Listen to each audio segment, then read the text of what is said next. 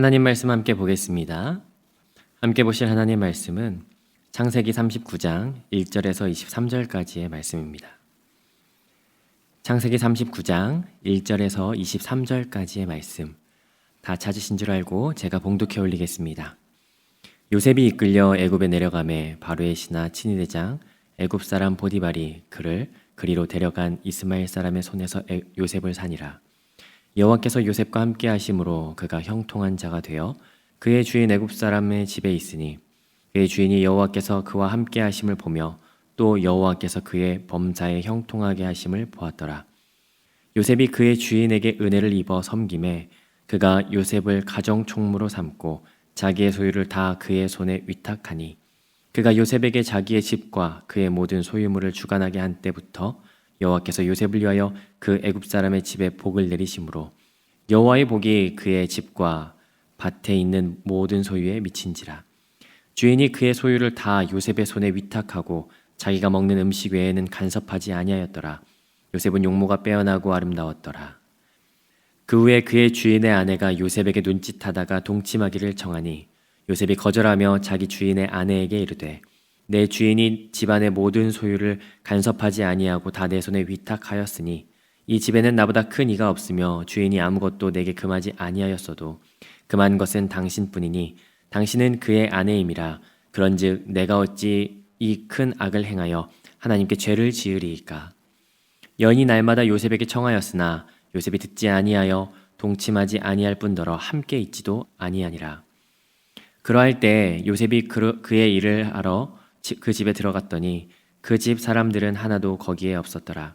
그 여인이 그의 옷을 잡고 이르되 나와 동침하자. 그러나 요셉이 자기 옷을 그의 여인의 손에 버려두고 밖으로 나가매 그 여인이 요셉의 그 옷을 자기 손에 버려두고 도망하여 나감을 보고 그 여인의 집 사람들을 불러서 그들에게 이르되 보라, 주인이 히브리 사람을 우리에게 데려다가 우리를 희롱하게 하는도다.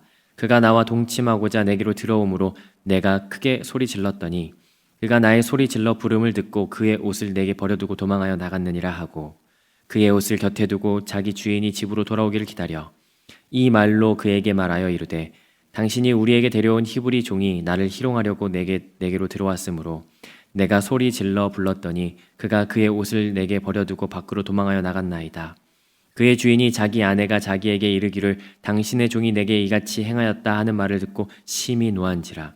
이에 요셉의 주인이 그를 잡아 옥에 가두니 그 옥은 왕의 죄수를 가두는 곳이었더라. 요셉이 옥에 갇혔으나 여호와께서 요셉과 함께 하시고 그에게 인자를 더하사 간수장에게 은혜를 받게 하시매 간수장이 옥중 죄수들을 다 요셉의 손에 맡김으로 그 재반 사물을 요셉이 처리하고 간수장은 그의 손에 맡긴 것을 무엇이든지 살펴보지 아니하였으니 이는 여호와께서 요셉과 함께 하심이라. 여호와께서 그를 범사에 형통하게 하셨더라. 아멘. 이제 다시 요셉의 이야기가 재개됩니다. 37장의 마지막에서 요셉이 팔렸다라고 했고 오늘 본문 1절에서 요셉을 사는 장면으로 시작되는 것을 보게 됩니다. 오늘 본문을 크게 세 부분으로 나눠서 볼 수 있을 것 같은데요. A와 B 그리고 A-라고 표현할 수가 있을 것 같습니다. 사건을 따라서 인물에 따라서 분명하게 나눠집니다. 앞부분은 보디발과 관계되어 있는 이 사건과 중간에는 이 보디발의 아내와 관계되어 있고 마지막 부분은 감옥의 간수와 관계되어 있는 것으로 볼 수 있을 것 같습니다. 사실 오늘 내용은 여러분들이 너무나도 잘 아시는 내용이기 때문에 이 본문을 살펴볼 때 내용을 한번 재구성해서 한번 살펴보면 좋을 것 같아요. 처음과 마지막을 먼저 살펴보고요. 중간을 한번 나중에 살펴보도록 하겠습니다. 먼저 앞부분입니다. 요셉은 낯선 땅 애굽으로 팔려오게 되었습니다. 당신 나이가 몇 살인지 아십니까? 17살이죠. 지금도 17살이면 우리나라로는 미성년입니다. 부모님의 보호를 받아야 되고 부모님으로부터 양육을 받아야 될 나이죠.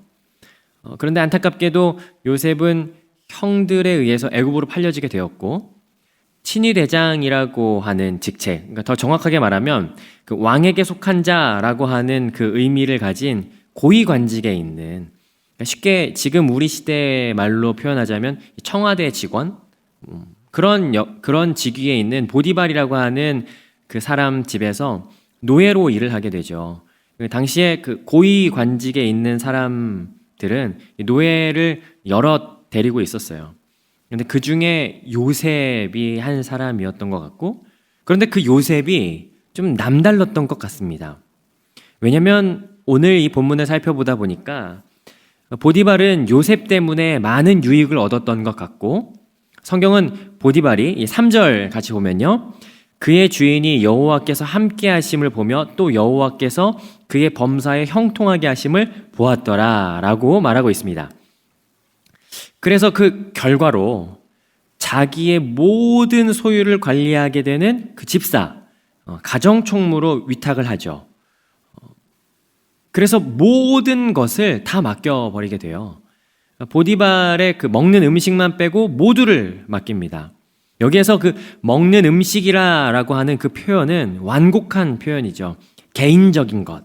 그러니까 보디발의 아주 개인적인, 그러니까 예를 들면 가족, 아내, 가장 개인적인 그러한 영역만 빼고 모든 것을 다 관리하게 되었습니다. 왜 이렇게 되었을까요? 이렇게 된 원인은 딱 한 가지입니다. 2절 제가 한번 읽어볼게요. 여호와께서 요셉과 함께 하심으로 그가 형통한 자가 되어 그의 주인 애굽 사람의 집에 있으니, 하나님께서 함께 하셨기 때문입니다.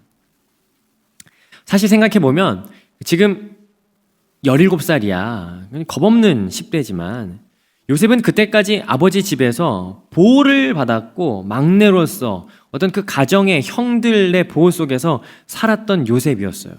모르긴 몰라도 힘든 일은 아마 한 번도 안 하지 않았을까요? 예를 들어서 좀 상상을 한번 해보죠. 양을 쳐요. 그런데 요셉이 양을 치다가 양 한 마리 때문에 막 낑낑대고 있어요. 그걸 야곱이 보고 있습니다. 어떻게 했을까요? 빨리 르우벤 아니면 형들을 불러서, 야 르우벤 빨리 와봐. 지금 저 요셉 저기 양 힘든 거 안 보이냐? 가서 빨리 도와줘. 저 옷에 좀 때묻겠다. 그렇게 하지 않았을까요? 청소, 걸레질 이런 거 해봤을까요? 한 번도 안 해봤을걸요? 아마 집안일 이런 것과는 거리가 먼 삶이었을 거예요. 그런 요셉이 지금 이 보디발의 집에 지금 있는 거예요. 노예로. 아마 이 보디발의 집에서 요셉이 하는 일들은 한 번도 안 해본 일일 거예요. 분명히 그 하는 일이 서툴렀을 거고, 그보다 훨씬 더 일하는 노예들, 탁월한 집안 일꾼들이 대부분이었을 겁니다. 이게 요셉의 지금 처해 있는 상황이었을 거예요. 그리고 개인적으로는 굉장히 암담한 상황 속에서 절망하고 있었을 거예요. 가족과 떨어져 있죠. 보호받았던 그 보호를 받지 못하죠.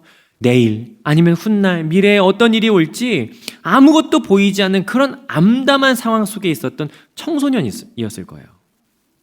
그런데 신기한 일이 벌어집니다. 그게 뭐냐면요, 요셉이 뭐만 하면 형통해져요.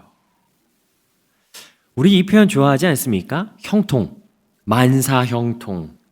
이런 말 굉장히 좋아하죠. 형통이라는 말을 좀 사전을 찾아보니까 성공, 번창, 힘있게 하다, 그런 의미가 여기에 있어요. 근데 여기에서 오해하지 말아야 될 것은요, 요셉이 그렇게 성공을 만들었다는 게 아니에요. 번창하게 했다는 게 아니에요.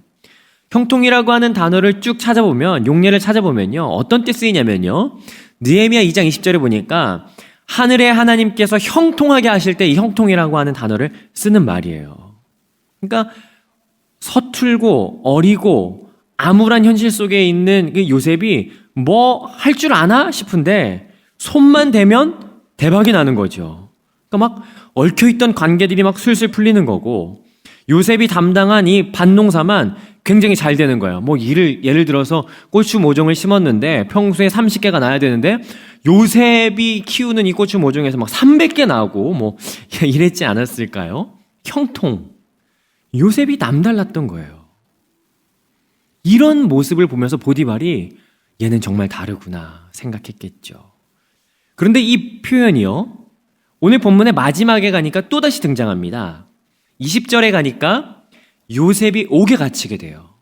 그리고 나서 21절, 그 옥에 갇힌 바로 직후에 나타나는 표현이 21절 제가 읽어보면요, 여호와께서 요셉과 함께 하시고 그에게 인자를 더하사 간수장에게 은혜를 받게 하심에. 그래서 보니까 감옥에서도 죄수 중에서 감옥의 살림을 이 간수가 다 요셉에게 맡기는 거예요. 이게 말이 됩니까? 감옥으로 지금 요셉이 발령난 게 아니잖아요. 공무원으로 지금 감옥을 간수로 발령난 게 아닌데 수감하러 온 건데 감옥의 살림을 맡다니 말이 안 되지 않습니까? 노예로 왔다가 가정총무가 된 것처럼 지금 수감하러 왔다가 간수와 동등한 이 모든 사물을 보게 되는 역할, 그 이유가 뭘까요? 오늘 23절 마지막에 보니까 감옥에서 있었던 일들을 이렇게 요약하는데요. 23절 제가 읽어봅니다. 간수장은 그의 손에 맡긴 것을 무엇인지 살펴보지 아니하였으니 이는 여호와께서 요셉과 함께 하심이라 여호와께서 그를 범사에 형통하게 하셨더라. 아멘. 하나님께서 요셉을 형통하게 하셨기 때문이에요. 하나님께서 번영하게, 성공하게 하셨어요. 힘있게 하셨다는 거예요. 하나님께서 함께 계시기 때문에 하나님께서는요, 요셉과 함께 계셨어요. 홀로 가족과 떨어진 그를 하나님께서 주목하셨어요. 하나님께서 그의 인생을 이끌고 가시는 것을요, 오늘 이 39장에서 우리는 발견하게 되는 거죠. 얼마나 멋진 인생입니까? 하나님과 함께 동행하는 인생. 그런데 이렇게 형통의 복도 누리고 다른 이로부터 존중받는, 승승장구하는 요셉의 노력이 아니라 하나님의 복을 누릴 때에도요, 시험은 찾아온다라는 사실입니다. 우리는 간혹 하나님의 은혜를 입고 하나님과 동행하면 아무 일도 없을 거라고 간혹 그렇게 생각하기도 해요. 우리 교회는 그런 분들이 없겠지만 주일 예배를 드리는 이유가 한 주도 아무 일도 없게 해달라고 그렇게 살기 위해서, 그런 목적은 사실 잘못된 거죠. 하나님과 동행할 때에도요, 여전히 파도는 있어요. 제자들이 예수님과 배를 타고 갈릴리 바다를 건널 때에도 파도는 쳤어요. 풍랑이 치죠. 시험이 찾아와요. 마찬가지로 하나님의 복을 누리는 그 와중에도 요셉에게는 시험의 요소가 등장하는 것을 오늘 본문을 통해서 보게 됩니다. 그건 보디발의 아내였습니다. 오늘 본문을 살펴보니까 요셉이 하나님께서 함께 하시는 복을 누리는데, 요셉의 특징이 한 절 더 나오는데 6절에 뭐라고 하냐면요, 잘생기기까지 했어요. 성경에는 용모가 빼어나고 아름답다라고 이야기하죠. 그러니까 우리말로 표현하면 얼굴이 굉장히 잘생겼다라고 하는 느낌만 있는 것 같은데, 영어 성경을 보니까 well built and handsome이라고 해요. 그러니까 체격이 좋은 거예요. 튼튼하게 생긴 거예요. 굉장히 건장한 청년, 외형적으로, 그리고 거기다가 잘생겼어요. 더할 나위가 없죠. 외적으로 굉장히 매력이 있는 거예요. 그래서 그랬는지 모르지만 보디발의 아내가 요셉을 유혹합니다. 위험하죠. 그런데 요셉은 거절해요. 왜 거절했을까요? 두 가지 이유가 나타나는데요. 첫 번째, 보디발이 모든 것을 다 맡겼어도 음식은 맡기지 않았어요. 이 음식이 완곡한 표현이라고 말씀드렸잖아요. 가족, 아내, 개인적인 부분들은 허용하지 않았어요. 그런데 감히 그럴 수 있냐라는 거예요. 요셉이 일을 굉장히 성실하게 하는 것을 보게 되는 거죠. 두 번째 이유가 9절에 드러나는데요. 9절에는 사실 이제 첫 번째와 두 번째 이유가 둘 다 등장합니다. 9절 제가 읽어봅니다. 이 집에는 나보다 큰 이가 없으며 주인이 아무것도 내게 금하지 아니하였어도 금한 것은 당신뿐이니 당신이 그의 아내임이라. 그런즉 내가 어찌 이 큰 악을 행하여 하나님께 죄를 지으리까. 마지막에 뭐라고 합니까? 내가 어찌 하나님께 죄를 짓겠냐라고 하는 거죠. 저는 요셉의 이 태도가 바로 우리의 삶의 태도이어야 된다고 생각해요. 잘 되고 있어요. 아무 일도 없어요. 큰일 있겠어? 대충 해. 잘 되고 있는데 아니에요.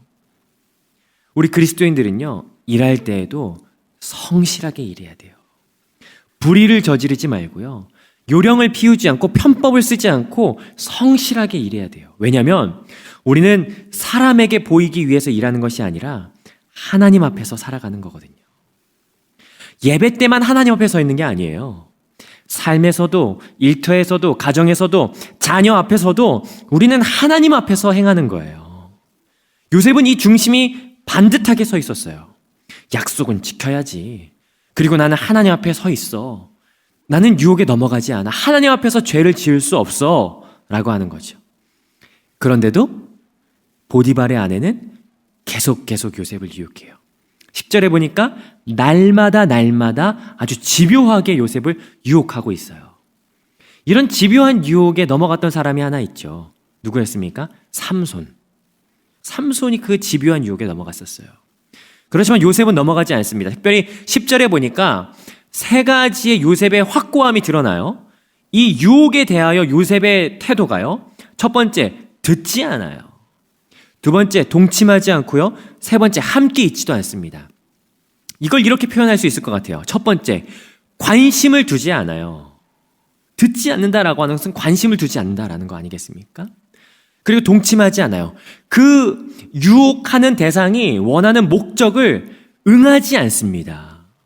그 목적에 응하지 않습니다. 세 번째는요, 가능성도 주지 않아요. 함께 자리에 있지 않아요. 관심을 두지 않고 목적에 응하지 않을 뿐더러 세 번째, 가능성도 주지 않습니다. 이게 유혹을 대하는 태도입니다. 사도 바울이 얘기하죠. 고난은 받아들이는 거라고.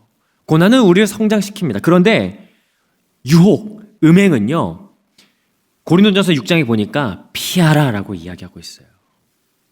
유혹은요, 피하는 겁니다. 내가 유혹을 이길 수 있어. 싸워보자 라고 해도요, 절대 이길 수 없어요. 유혹은 피하는 거예요. 이게 성경적인 거고요. 이게 유혹을 대하는 태도입니다. 요셉처럼 관심도 갖지 않고 가능성도 주지 않는 것. 이게 우리가 유혹을 대하는 태도죠. 그 결과 어떻게 됩니까? 보디발의 아내가요, 소리를 깍 하고 질러요. 무슨 일이세요, 주인님? 요셉이 나를 보디발에게도 요셉이 나를 희롱하려고 했고 내가 소리쳤더니 이 옷을 두고 도망쳤다라고 모함을 하죠. 그래서 그 결과 요셉은 감옥에 갇히게 됩니다. 그러나 앞에서도 살펴봤지만 감옥에서도 여전히 하나님께서는 요셉과 함께 하세요. 요셉을 붙들고 계세요. 37장부터 50장까지 큰 줄기가 뭐라고 말씀드렸습니까? 화해라고 말씀드렸잖아요. 그 화해를 향한 하나님의 계획, 화해를 향해서요, 하나님의 그 계획이 계속해서 요셉을 통해 실현되고 있는 것을 보게 돼요. 사랑하는 남산교회 형제 자매 여러분, 오늘 우리가 이 말씀을 통해서 하나님께서 함께 하시는 사람이 좀 내가 되기를 그렇게 갈망하고 소원하지 않으시겠습니까? 내가 어디에 있든, 그곳이 내가 처음 가는 낯선 곳이든 아니면 낮은 곳이든 하나님께서 함께 하시면 되는 거예요. 하나님, 내가 어디에 있든 하나님 나와 함께 해주세요. 하나님, 내가 오늘 어디를 가든 하나님 나와 함께 해주세요 라고 하는 그 복을요, 오늘 우리가 좀 같이 구하고 싶습니다. 그리고 또 한 가지 우리가 같이 기도하고 결단하고 싶은 건요, 하나님과 동행하는 삶을 살아감에도 불구하고 여전히 우리 삶에 유혹의 가능성이 있다는 사실을요, 기억했으면 좋겠어요.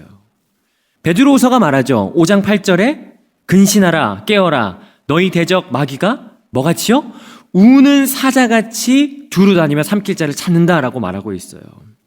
생각보다요, 우리를 향한 유혹이 작지 않습니다. 그런데 우리는 늘 유혹을 너무 작게 생각해요. 내가 유혹을 충분히 이길 수 있다고 생각해요. 그런데요, 유혹은요, 피하는 거예요. 오늘 우리가 그렇게 같이 결단하고 기도하지 않으시겠습니까? 하나님, 내가 오늘 깨어서 유혹에 피할 길을 내주십시오. 내가 근신하고 깨어서 이 유혹을 민감하게 피하게 해주십시오. 그리고 유혹에는 그 어떤 관심도 두지 않고 가능성도 두지 않는 이 하루가 될 수 있도록 하나님, 내 마음과 생각을 주장하여 주시옵소서. 오늘 그렇게 좀 같이 기도하고 결단했으면 좋겠습니다. 그렇게 간구하고 우리가 이 말씀 따라서 순종하며 살아갈 때요, 하나님께서 우리와 함께 하시는 은혜, 그리고 유혹을 피하여 형통한 길로 가게 되는 그 놀라운 은혜를 경험하는 저와 여러분 되시기를 주님의 이름으로 축복합니다. 기도하겠습니다. 하나님 감사합니다. 요셉이 살아가며 하나님 앞에서 살아갔던 것을 기억합니다. 그리고 하나님께서 요셉과 함께 동행하셨던 것을 우리가 말씀을 통해서 보게 됩니다. 하나님 그 복을 하나님 오늘 우리가 누리게 하여 주시옵소서. 하나님과 함께 동행하는 삶이 오늘 이 하루가 되기를 소망합니다. 하나님께서 함께 하시는 삶이 오늘 나의 하루가 되기를 소망합니다. 내가 어디를 가든 낮은 곳에 가든 험난한 곳에 가든 나와 함께 동행하여 주시옵소서. 하나님 또 원하옵기는 하나님 우리가 유혹을 피하게 하여 주시옵소서. 하나님 우린 연약하여서 유혹을 이길 수 없음을 고백합니다. 우리의 연약함을 하나님 고백합니다. 하나님 유혹을 피할 수 있도록 하나님 우리에게 피할 길을 내시사 하나님 우리를 의의 길로 인도하여 주시옵소서. 나의 하루를 주님 앞에 맡겨드리며 감사드리며 예수님의 이름으로 기도드렸습니다. 아멘.